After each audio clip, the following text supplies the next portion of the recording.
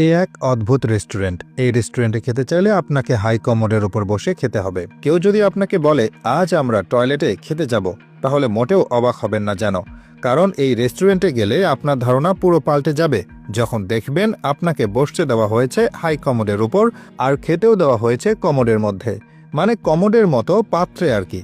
এরপর খাবারের নাম শুনলে তো চোখ কপালে উঠতে বাধ্য। মেনু হাতে নিয়ে দেখলেন কোনো এক খাবারের নাম কালো হাগু, আবার কোনোটার নাম হাগুর দুর্গন্ধ। এমন আরও হরেক রকম নাম দেখতে পাবেন সেখানে। নাম বা খাবারের চেহারা যেমনই হোক, স্বাদে নাকি ওই খাবারগুলো একদম অতুলনীয়।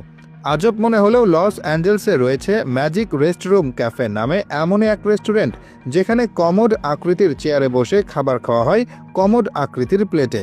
এমনকি যারা একটু বসে বিশ্রাম নিতে চান তাদেরকেও বসতে হবে টয়লেটের মতো এসব হাই কমোডে।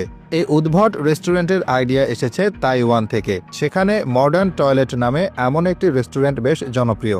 সেখান থেকে এই আজব আইডিয়া আমেরিকায় আসে, আর এই অদ্ভুত পরিবেশনার জন্যই রেস্টুরেন্টটি এত আলোচিত। প্রথম থেকে চমক দিয়ে ভরা এই রেস্টুরেন্ট, যেখানে একবার গেলেই কাস্টমারদের মনে হয় এরকম আজব জায়গা তো আগে কখনো দেখিনি। রেস্টুরেন্টের কর্মীরা জানান তাদের খাবার আসলে সাধারণ তাইওয়ানিজ খাবার। Beef stew, noodles, fried rice ও আরও নানা পদ রয়েছে এখানে, আর মেনুতে দেওয়া হয়েছে মজার মজার নাম।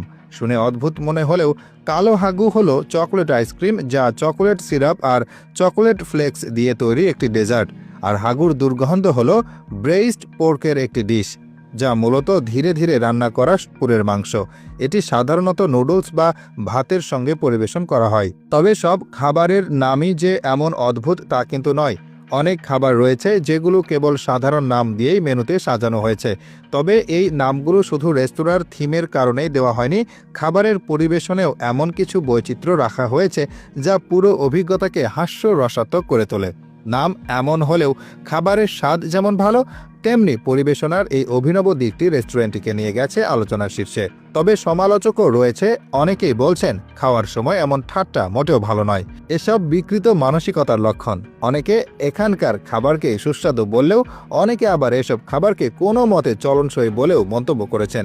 তাছাড়া এই রেস্টুরেন্টের অধিকাংশ খাবারের দাম $8 থেকে $10 মতো, যা অন্যান্য রেস্তোরাঁর একই খাবারের তুলনায় বেশি।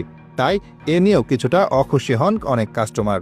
তবে অনেকে বলেন এই রেস্টুরেন্টে খাবারের স্বাদ আসলে জরুরি কিছু নয়, বরং এখানকার পরিবেশ দেখার জন্যই মানুষ এখানে আসে।